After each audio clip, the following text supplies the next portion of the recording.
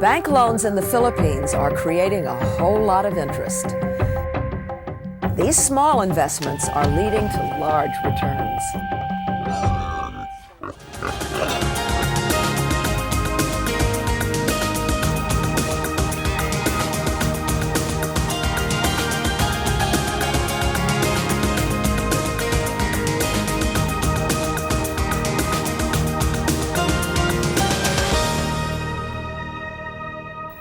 Hi, I'm Jane Fonda. Welcome to People Count. What a difference a decade makes. A new version of an old saying that women around the world are beginning to understand well. Just 10 years ago, Filipino women had almost no economic opportunity. But that's all changing. Now they're getting a chance to start their own businesses with small bank loans. These new entrepreneurs are not just learning what a difference a decade makes, they're also realizing what a difference a deal makes. Photojournalist and filmmaker Barbara Pyle meets some of these dynamic deal makers in a small fishing village in the Philippines.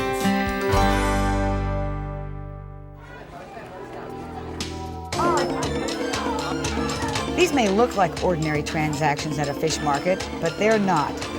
To these Filipino women, their sales represent freedom. Freedom to improve their lives by not only boosting their family's income, but also their status. They have started their own small businesses, financed with a low-interest loan. The loan is offered through a government-run project, backed by the United Nations Population Fund. Lala used her loan to raise pigs. What do you do to take care of the pig, Lala? I'm giving them feeds, Mom. Can you show me? Sure, Mom. And put this. Can I help? Whoa! Do pigs bite? No, Mom. They don't bite? No, Mom. It looked like it was going to bite. What is this? Hog grower, Mom. It's what? Hog grower. A hog grower. Oh, this is the special formula for growing hogs. What do you do? Put water in it? Yes. What else do you feed the pigs besides this hog grower? Hog starter. Hog starter, hog grower, pork chops. What a deal.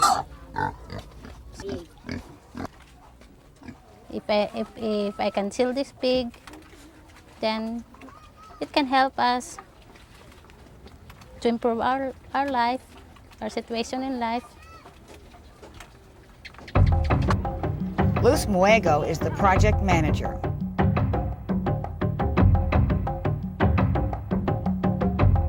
Luz, before you started this program, could women get loans in the Philippines?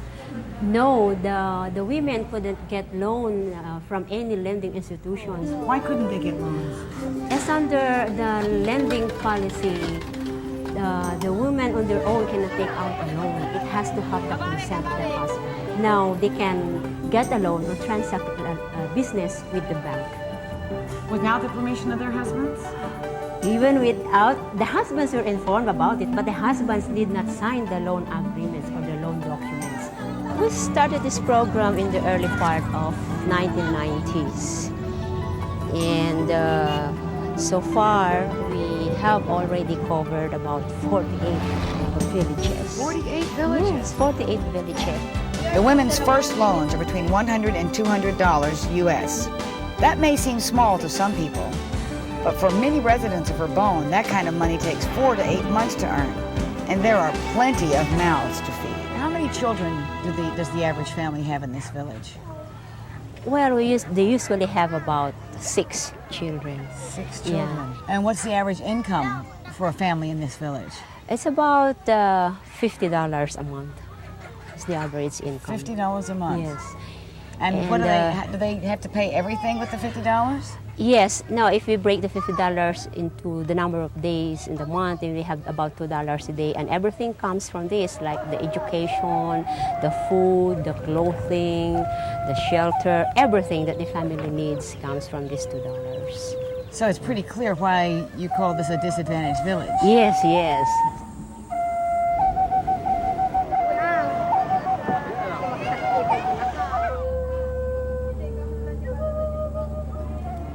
After they get the loans, project leaders visit the women to check on their progress. Good morning, Congressman.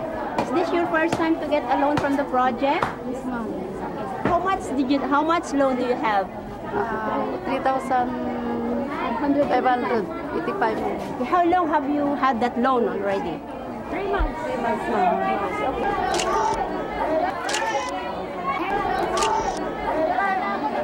Thank you. Now that they get the loan from the bank, they see it also as a responsibility for themselves, for the women themselves, to really see to it that they pay back their loan. So the financial responsibility is also something that the woman has learned, and it's something that she can also be proud of. When the women are ready for a second loan, field workers like Vicki and Jesse meet with these new entrepreneurs to talk about what they've done and what they plan to do. I just want to know what happened to the first loan that you availed from the project. Say, when? What did you do with the first loan and how much were you able to get? 2,100. Okay. That's my first loan. What did you do with it? I used it by buying fish and sell to the market. Okay, fish trading. So now what we're going to do is we'll do the proposal. Okay, the project proposal, just like what we did before. So we have to answer the following questions. What is the project? What are the things needed to start that business? How much do we need? Everybody will prepare a proposal because this is an individual project. So is your life better now with the loan? Yes, better. How much better? Very, very. Very, very. Very, very at this time. Before another loan is approved, there's plenty of paperwork to be filled out. The loan is given to your association. So it is your association who is now responsible for the loan. It says here that you confirm the loan and that you have understood the terms and conditions of your loan. Okay. If you have some problems, just coordinate with Jessie and she can help you to the land bank. Do you have any questions? Do it. In 15 minutes.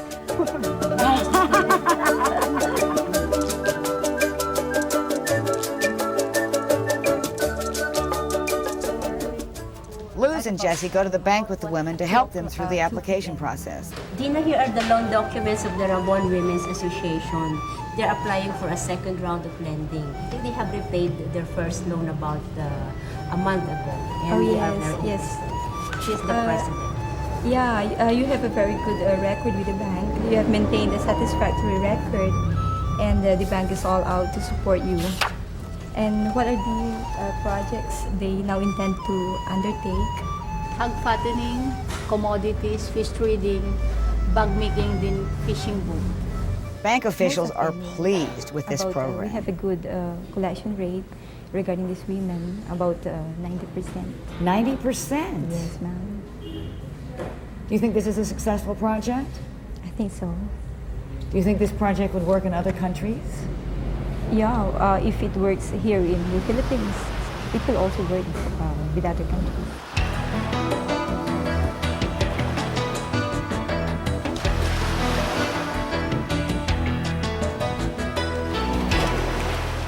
A lot of Filipino families rely on fishing to make a living, but now there are problems with that.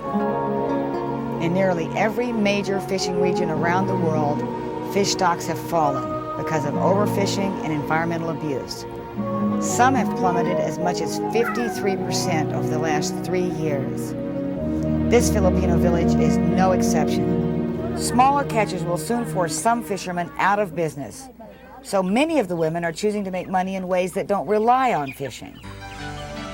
Rowena makes purses. Actually, I've got a little amount of loan, but I'm trying my best to use it in a good way, like in making bag, because it really gives me a lot of gain than selling fish. This is very exciting. Rowena showed me making purses is a definite talent, one which I don't have. And then what do? Press it down the pedal here? Yeah. You have to.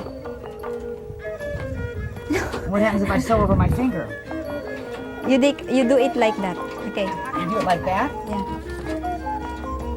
Forward. Yeah. Forward and then down. Okay. Okay, now it went backwards. How do I get it to go forwards? Oh, like that. Whoops, the thread broke. Boy, I'm not very good at this. Say pretty, please. Lala's pig raising isn't her only job. She also makes money cleaning fish. She showed us a thing or two about how it's done. You know how to do this, Lala? Mom? How do you do it? Let me see how you do it.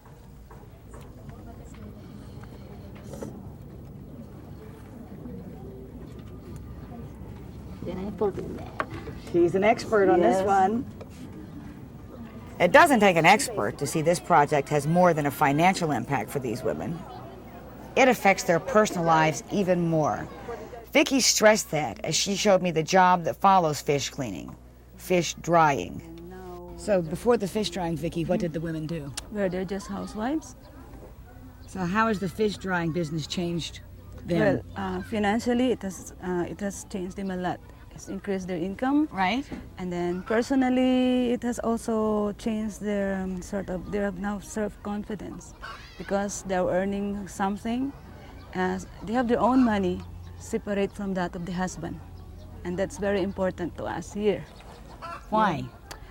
Well, because if you have, let's put it this way.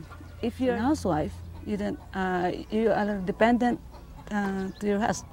Okay? Right. So every money that you spend, you have to ask the permission of your husband because it is his money. Okay, but now because of the project, the women can now buy some sort of things for the kids using their own income. Do you think the bank loans raise the status of women? Yes. And what happens when the status of women is raised? They are empowered. Empowered? Yes. And what happens when women in the Philippines are empowered? Well, in a way, they can now have a say in the household. Many of the women exercise their newly found voice by having smaller families. If the husband says, oh, maybe we need another baby, and the wife will say, oh, wait a minute, what will happen to my project? What will happen to my job?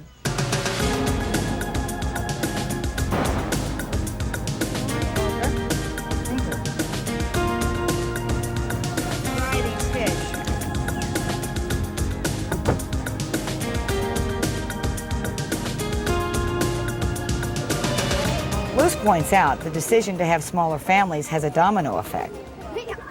The extra money that they earn also will be able to buy things for the family. Health? Like they can now provide for health services. They can Education? Education, their clothing. Maybe they can. So it improves the life of the whole family. It improves the life of the whole family.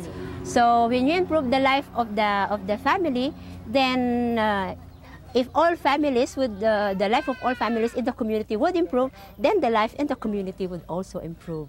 So I think that's how we see the relationship of the bank loan to the population issue. I talked to Lala and Ronnie, her husband, about their family planning decisions. How many children does Ronnie and Lala have?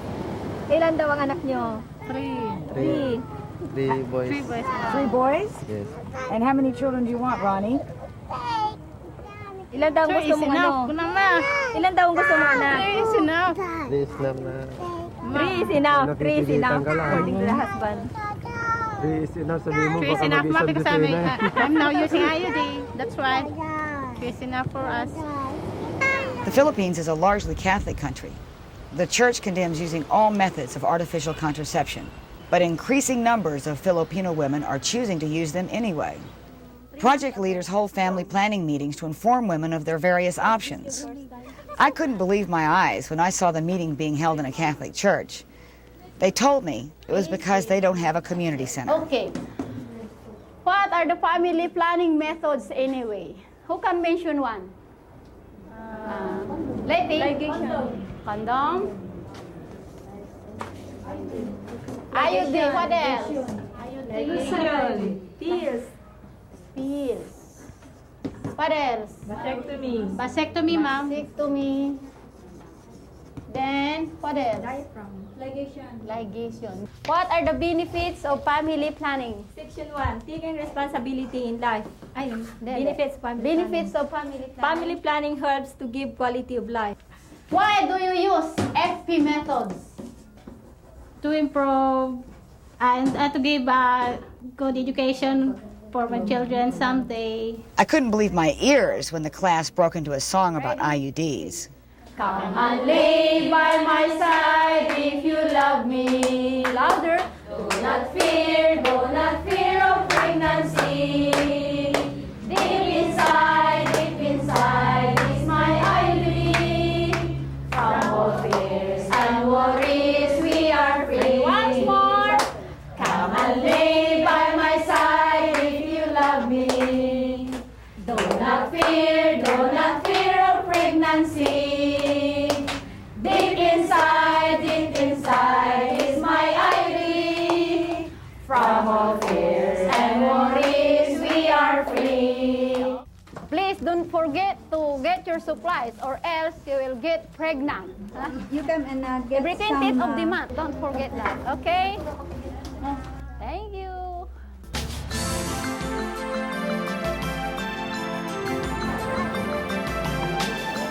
Project leaders say offering women money-making opportunities strengthens families by lessening financial pressures and making the men and women partners. Luce admits at first the program was a hard sell, but she says it's all changed now. Initially, the husbands did not like it. Did not agree. What can the women do? Why should they go out of the house? They have enough problems. They have to take care of the children. But when we took the husbands and also provided them with orientation, and that's the time that they are able to understand. As they see the women engaged in social activities and social projects, and as the women started earning income, and then they will say, oh yes, this is something that is good for the family. So now they feel happy about it. In fact, they are very supportive about the activities of their wives. My husband worked as a construction laborer, and he got only a very low salary. So I am trying also my best to help him to support our family. Is he proud of you? Yeah, I think yes. Rowana, look up at me for just a sec. Give me one of those pretty smiles. Huh? Lala is also helping out with family funds. Soon after fattening up her pig, she found a buyer. This is 6, 7, 8, 900, and you'll get the balance tomorrow. What do you think of this, Lala? Got some money now? Yes, Mom. You proud of that? Mom? You proud of that? Oh, Earning that money? of course. I'm so proud that I got some money out. Look, it's 900. Well, these women, once they engage in economic activity and gain some economic freedom, they earn their self-confidence or self-esteem. And once they have that, then the husbands would look at them as their partners in providing for the family. I personally feel that this project could be done in other areas. It is being done in other areas. I first saw this kind of project in India in 1985. The Working Women's Forum is located in Madras. Like the project in the Philippines, the forum helps groups of women get loans. The groups are similar to cooperatives. If one of the women defaults on the loan, the rest of the women must pay it off. Jaya Arunachalam is the founder of the forum and its president. She introduced me to many of the forum's success stories. One of them, Saroja, impressed me so much, I decided to tell her story. Try not to rush the puja, the prayer for my family. Things are different for me now. I have known so many mornings without food.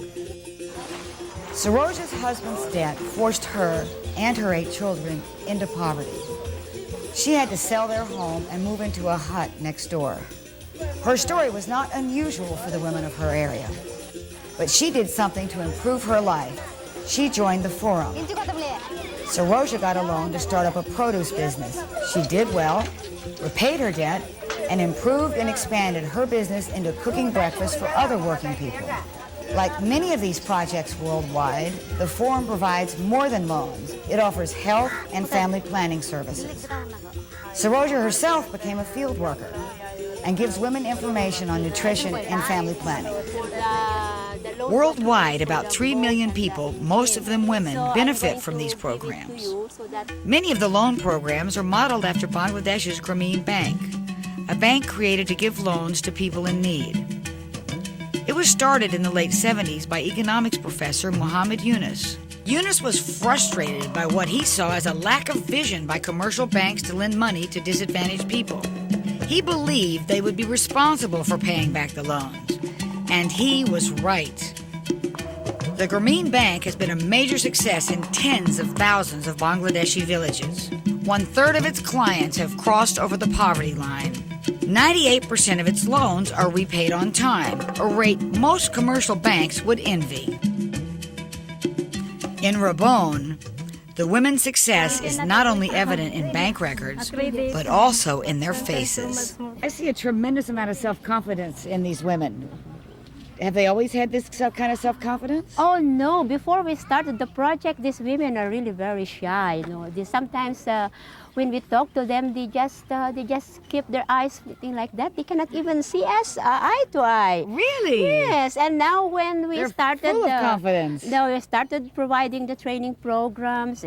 Project staff started interacting with them, and they get to meet the other women in the other villages. And now they started to have confidence, enough confidence so that when they start talking, we hardly can stop them from talking. Really? It's really sort of a trickle-up idea. So you change one woman's life a little bit for the better, and it affects her entire family and the entire community.